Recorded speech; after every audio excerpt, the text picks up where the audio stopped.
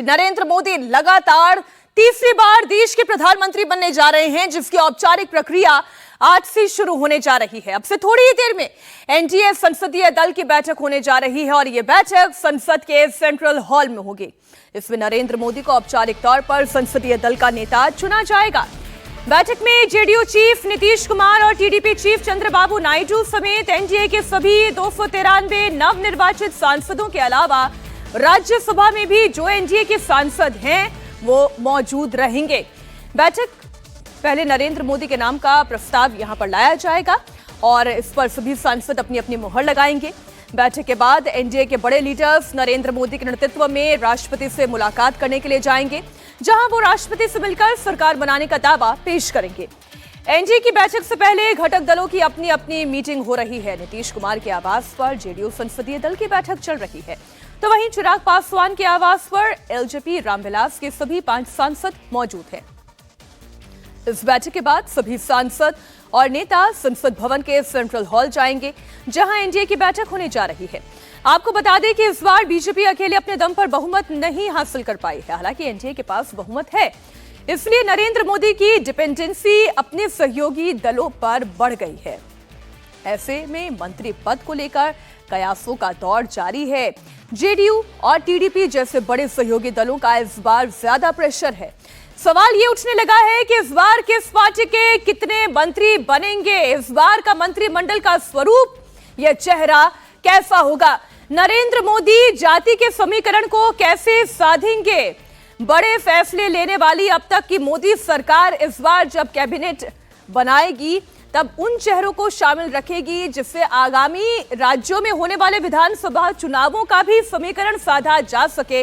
बहरहाल आपको पहले अपडेट हम दे रहे हैं, राष्ट्रपति से आज मुलाकात करने जा रहे हैं, उससे पहले सांसदों की मीटिंग होने जा रही है और पुराने संसद भवन के सेंट्रल हॉल में यह मीटिंग होगी। आइए आपको बता दें, मोदी 3.0 से जुड़ी हुई ये बड़ी जानकारी, ये टॉप हेडलाइन, सेंट्रल हॉल में आज एनडीए की मीटिंग होगी। सबसे बड़ी खबर, सेंट्रल हॉल में एनडीए की बैठक होगी, घटक दल यहां पर मौजूद होंगे, सांसद मौजूद होंगे, नरेंद्र मोदी को नेता चुना जाएगा।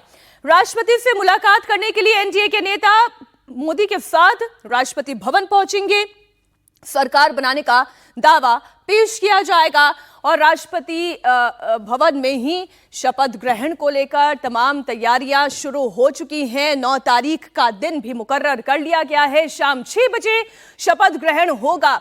आज की इस मीटिंग से जुड़ी हुई 4 बड़ी अपडेट, 4 बड़ी जानकारियां हमने आपके सामने रख दी। पहला सवाल जो आपके मन में आ रहा होगा कि मंत्रिमंडल का स्वरूप क्या होगा, इसमें जाति के समीकरण को कैसे साधा जाएगा, बीजेपी के अपने कितने कैबिनेट मंत्री इस बार के कैबिनेट में होंगे और सहयोगी दल खासतौर पर जेडीयू और टीडीपी की बात करें क्योंकि ये 2 सबसे बड़े घटक दल हैं और तमाम तरीके की बातें इंडिया अलायंस के नेता भी कर रहे हैं कि हमें बातचीत नीतीश और नायडू से जारी रखनी चाहिए। ऐसे में इस बार का कैबिनेट, इस बार का मंत्रिमंडल बड़ा दिलचस्प होने जा रहा है। एनडीए सांसदों की मीटिंग होने जा रही है और इसमें नरेंद्र मोदी को संसदीय दल का नेता चुना जाएगा। ये औपचारिकताएं हैं जो आज होने वाली हैं। लोकसभा के 293 एमपी इसमें हिस्सा लेंगे। सेंट्रल हॉल में यह मीटिंग होगी। राज्यसभा के भी 126 सांसद आज इस मीटिंग में शामिल रहेंगे। बात 20 राज्यों के मुख्यमंत्रियों की करें तो वो भी शामिल होंगे। 17 डेप्यूटी सीएम भी इसमें मौजूद रहेंगे। आज की तस्वीर बड़ी ही इंटरेस्टिंग रहने वाली है क्योंकि औपचारिक तौर पर नरेंद्र मोदी का नाम बतौर प्रधानमंत्री आगे किया जाने वाला है। एनडीए संसदीय दल की बैठक होने जा रही है और ये जो 2 चेहरे आप देख रहे हैं जो नरेंद्र मोदी के इधर हिस्से में दिखाई दे रहे हैं, चंद्रबाबू नायडू और नीतीश कुमार, इनकी पावर इस बार सरकार में बढ़ती हुई दिखाई देगी। शिवसेना संसदीय दल की मीटिंग में भी शामिल होने जा रहे हैं। एकनाथ शिंदे शामिल रहेंगे संसदीय दल की बैठक में। चिराग पासवान भी शामिल रहेंगे। एलजेपी रामविलास पासवान इस पार्टी के लीडर, 5 के 5 सांसदों को जिताने वाले नेता और उनकी तरफ से किसी तरीके का कोई दबाव भी नहीं है। लगातार एक नेता अगर जिसकी बात करें जो चुनावों से पहले अपने स्टेटमेंट पे कायम था, वो चुनावों के बाद भी है। हमारे सहयोगी देवेंद्र पराशर जुड़ गए हैं। देवेंद्र, औपचारिक तौर पर प्रधानमंत्री नरेंद्र मोदी चुन लिए जाएंगे। आज औपचारिकताओं का दिन है, लेकिन सबके मन में एक ही सवाल है, मिनिस्टर कौन बनेगा? सहयोगी दलों की पावर कितनी होने जा रही है? और निश्चित तौर पे उन नामों को लेकर मंथन चल रहा है। नाम बाहर बहुत नहीं आ पा रहे हैं, तो अलग अलग स्टेट्स के जो पॉलिटिकल कंपल्सन हैं उनका ध्यान रखते हुए इन नामों का तय किया गया। कल दिन भर जो बैठक चली थी उसमें संघ के भी रिप्रेजेंटेटिव मौजूद थे। उस बैठक में बीजेपी के राष्ट्रीय अध्यक्ष और गृह मंत्री अमित शाह के साथ बीजेपी के संगठन महामंत्री थे और संघ के भी एक प्रतिनिधि वहाँ पे थे। और उसमें हर एक राज्य के हिसाब से जो पॉलिटिकल सिचुएशन है, जो फीडबैक है, उन सारी चीज़ों को लेकर पार्टी ने अपना एक मन बनाया है। लेकिन हम सभी जानते हैं कि मंत्री बनाना प्रधानमंत्री का विशेषाधिकार है और प्रधानमंत्री नरेंद्र मोदी अलग अलग दलों के साथ, चाहे वो बीजेपी हो या सहयोगी दल हो, उन सभी दलों से नाम लेकर फिर अपने हिसाब से जो उनको सूट करेगा उसे वो बनाएंगे मंत्री। लेकिन इसमें कोई दो राय नहीं कि ये जो मंत्रिमंडल होगा वो एक पॉलिटिकल कंपल्सन लेने वाला मंत्रिमंडल होगा। सहयोगियों के मामले में ही नहीं, बल्कि अपनी जैसे उत्तर प्रदेश जैसे राज्य, हरियाणा जैसे राज्य जहाँ पे आगे चुनाव होने हैं, महाराष्ट्र जैसे राज्य जहाँ पे आगे चुनाव होने हैं, इन राज्यों में पार्टी के खराब प्रदर्शन ने निश्चित तौर पे पार्टी को इस दिशा में ज़रूर धकेला है कि आपको जो पॉलिटिकल कंपल्सन है उसको भी ध्यान में रखना होगा। और पॉलिटिकल कंपल्सन को ध्यान में रखते हुए परफॉर्मिंग मिनिस्टर बनाना अपने आप में एक चुनौती भरा काम रहता है। और उस हिसाब से देखना होगा कि ये जो मंत्रिमंडल बनेगा, इसमें उम्मीद जताई जा रही है कि 55 से 60 लोग लगभग शपथ ले सकते हैं 9 तारीख को। वो कौन कौन से राज्य के कौन कौन से नाम होंगे और उन सारे नामों को लेकर बहुत सारे अटकलें चलाई जा रही है, बहुत सारी कयासबाजियाँ चल रही है, जो स्वाभाविक तौर पे जब तक कंफर्मेशन नहीं आएगा तब तक ये दौर जारी रहेगा। सहयोगी दलों के हिसाब से बात करें तो एक कैबिनेट, 2 या 3 MOS, इस तरह की कोशिश रहेगी बीजेपी की तरफ से। वो कितने पे संतुष्ट होते हैं ये भी देखना होगा, खासतौर पे बिहार में जहां पर आगे चुनाव होना है। आपने बिहार की देखिए देवेंद्र बात कर ही दी है, तो पहले बिहार से जुड़ी हुई कुछ जानकारियां मैं दर्शकों के सामने रख दूं और फिर बिहार को लेकर डिटेल डिस्कशन हम करेंगे। एक तरफ जहां सेंट्रल हॉल में थोड़ी देर में एनडीए की बैठक शुरू होने वाली है, तो वहीं दूसरी ओर प्रेशर पॉलिटिक्स भी जारी है। नीतीश के घर इस वक्त जेडीयू सांसदों की मीटिंग चल रही है। जेडीयू के 12 सांसद इस बार जीतकर संसद पहुंचे हैं। जेडीयू ने अपने कोटे से 4 मंत्री पद की डिमांड रखी है। 2 कैबिनेट, 2 राज्य मंत्री के पद की मांग रखी गई है। कैबिनेट मंत्री की रेस में ललन सिंह है, जो कि भूमिहार जाति से आते हैं, उनका नाम आगे चल रहा है। और दूसरा नाम संजय झा का है, जो कि ब्राह्मण समाज से आते हैं और नॉर्थ बिहार से आते हैं। हाल ही में जेडीयू ने उन्हें राज्यसभा भेजा है। इसके अलावा MOS के लिए जिन 2 नामों की चर्चा की जा रही है, उनमें एक नाम है रामनाथ ठाकुर, जो कि भारत रत्न कर्पूरी ठाकुर के बेटे हैं, उनका भी नाम शामिल है। वो नाई जाति से आते हैं। चुनाव से पहले ही मोदी सरकार ने रामनाथ ठाकुर को भारत रत्न उनके हाथ में सुपुर्द किया था। कर्पूरी ठाकुर को जो भारत रत्न दिया गया था, रामनाथ खुद उस वक्त हॉल में मौजूद थे, उनके हाथों ये सम्मान सौंपा गया। और दूसरा नाम सुनील महतो का है, जो कि वाल्मीकि नगर से सांसद है और कुशवाहा समाज से आते हैं। अब देखिए, हम जब कैबिनेट की बात कर रहे हैं और सहयोगियों को भी अकोमोडेट करना है, प्रेशर पॉलिटिक्स को भी संभालना है, लेकिन साथ ही साथ अपने नेताओं को भी तरजीह देनी है, तो मैं देवेंद्र एक एक नाम पर आ जाती हूं। अगर ललन सिंह को कैबिनेट में शामिल कर लिया जाता है, तो फिर एक नाम जो उनके अपने हैं, यानी बीजेपी के नेता है, गिरिराज सिंह भी तो हैं। और बिल्कुल, पहले जेडीयू के हिसाब से बात करें तो जेडीयू के वोट बैंक के हिसाब से ललन सिंह इंपॉर्टेंट नहीं है, क्योंकि वहाँ पे अगर बिहार के भूमिहार वोट बैंक की बात करें तो वो बीजेपी के साथ इंक्लाइन रहता है।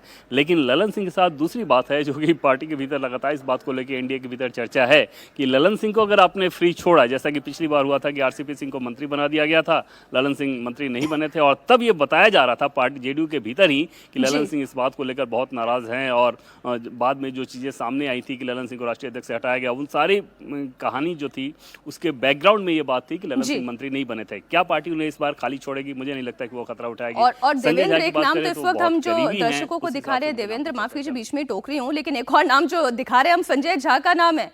वो पहले से राज्यसभा सांसद हैं, ब्राह्मण चेहरा हैं। अब ललन सिंह होंगे, संजय झा होंगे, जेडीयू के कोटे से कौन कैबिनेट मंत्री होगा, इस पर हमारी नजर है। अगला चेहरा इस वक्त सामने रखें जरा दर्शकों के, जेडीयू से कौन कैबिनेट में शामिल हो सकता है।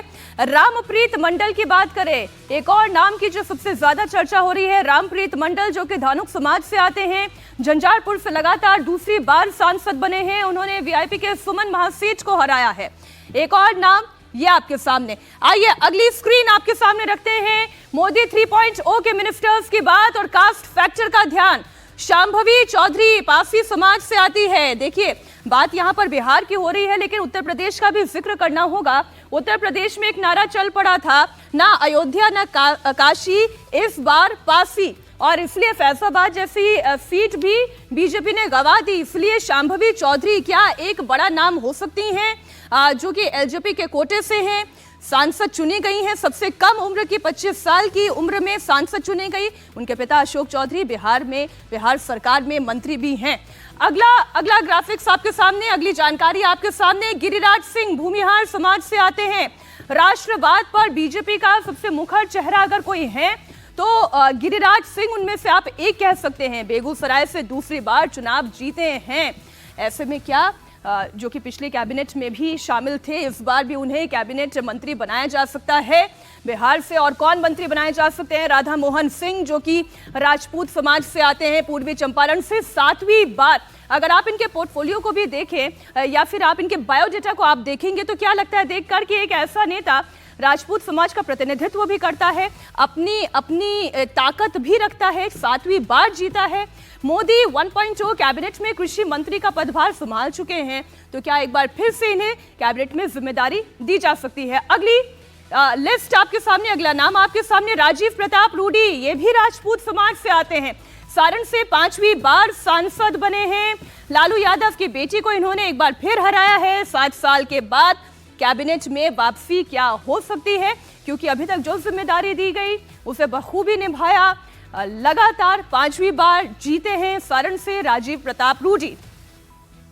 देवेंद्र, ये जो नाम अभी हमने दर्शकों के सामने रखे हैं, जिसमें चाहे भूमिहार जाति की बात करें, ब्राह्मण जाति की बात करें या पासी की बात करें, हम शांभवी चौधरी की बात सबसे पहले कर लेते हैं। क्या उन्हें कैबिनेट में जगह दी जा सकती है?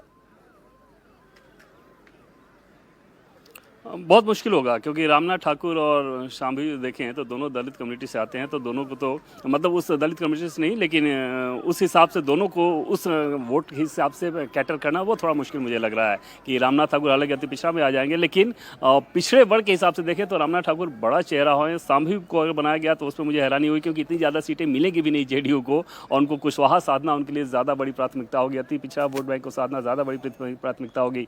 दूसरी तरफ बीजेपी के लिहाज से बात करें तो जिस भूमिहार नाम को आपने बताया, इसमें कोई दो राय नहीं कि बीजेपी में भूमिहार के सबसे बड़े चेहरे के तौर पर, नेता के तौर पर गिरिराज सिंह हैं, और ऐसे में लगभग तय माना जा रहा है कि उनका मंत्रिमंडल में जगह मिलना।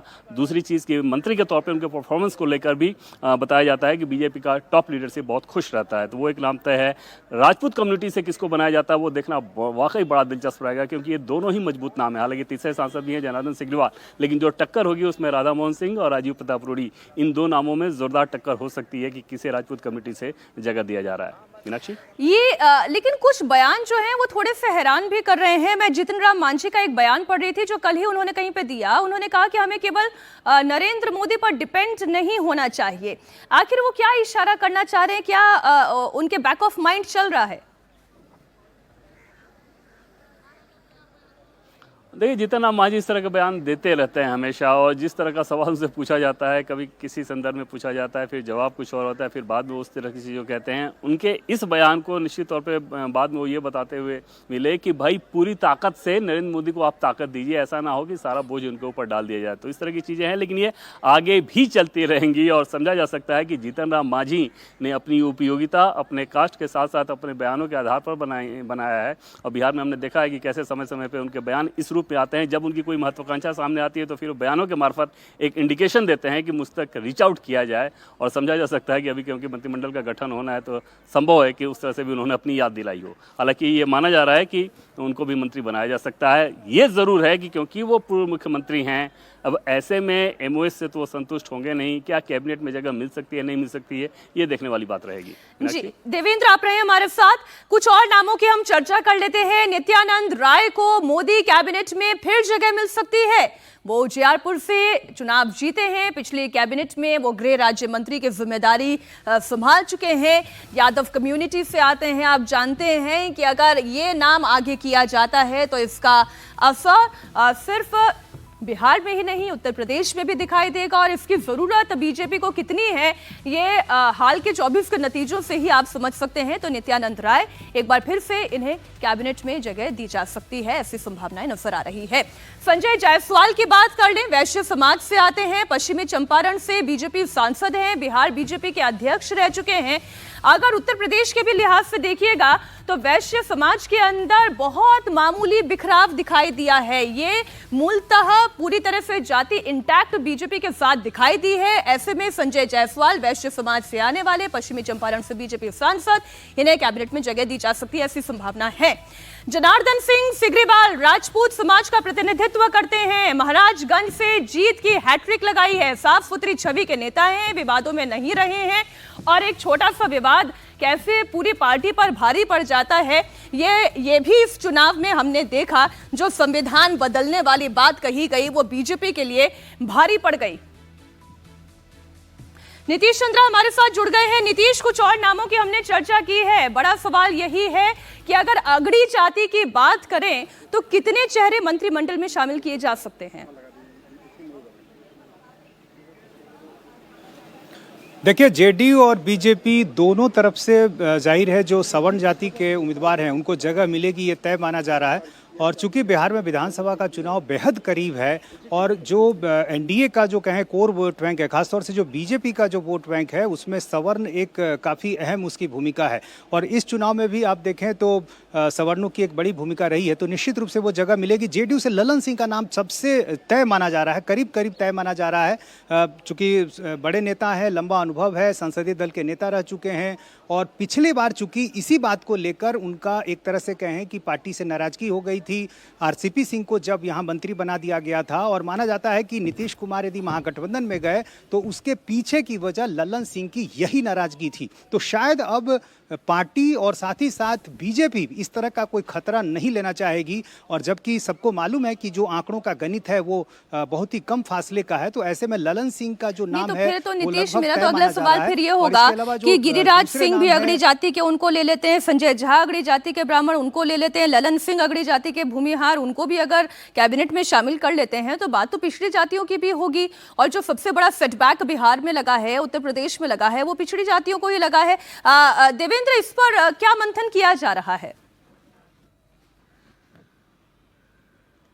और देखिए, पॉलिटिकली ये पिछली बार भी बेहतर नहीं माना गया था और उसी के चलते आरसीपी सिंह को मंत्री बनाया गया था ललन सिंह के बजाय। तब बीजेपी का ये कहना था कि भूमिहार वोट बैंक बीजेपी का है और बीजेपी के भूमिहार के सबसे बड़े नेता है, इंक्लूडिंग ललन सिंह। अगर गिरिराज सिंह की पॉपुलरिटी के हिसाब से देखें भूमिहार समाज में, तो ललन सिंह उनके आसपास भी नहीं टिकते। और यूपी बिहार में जो भूमिहार कम्युनिटी है उसमें सबसे बड़े नेता के तौर पर गिरिराज सिंह ही हैं। तो उस लिहाज से बीजेपी के लिए तो स्वाभाविक पसंद है। लेकिन जैसा कि पहले बातचीत हो रही थी कि ललन सिंह कुछ अगर अलग रहते हैं तो उसका नुकसान उठाना पड़ सकता है, ये एक बड़ी चिंता होगी जो कि कास्ट डायनेमिक्स पे भारी पड़ सकती है। और ऐसे में संभव है कि ये दोनों लोग ही उस मंत्रिमंडल में चेहरे के तौर पर दिखें। लेकिन एक चीज़ जरूर रहेगा मीनाक्षी, कि दोनों पक्ष को अगर आप देखें, जैसे संजय जायसवाल मंत्री बनना तय है, नित्यानंद राय मंत्री बनना तय है, गिरिराज सिंह मंत्री बनना तय है, कोशिश ये दिखेगी बीजेपी और जेडीयू के बीच कि बीजेपी फॉरवर्ड बनिया यादव इसको कैटर करेगी, अति पिछड़ा दलित, इन सारी चीजों की ज्यादा बड़ी जिम्मेदारी नीतीश कुमार पे होगी, चिराग पासवान पे होगी, जीतन राम मांझी पे होगी। जी, बहुत शुक्रिया देवेंद्र आपका भी, नीतीश आपका भी पूरी जानकारी के लिए।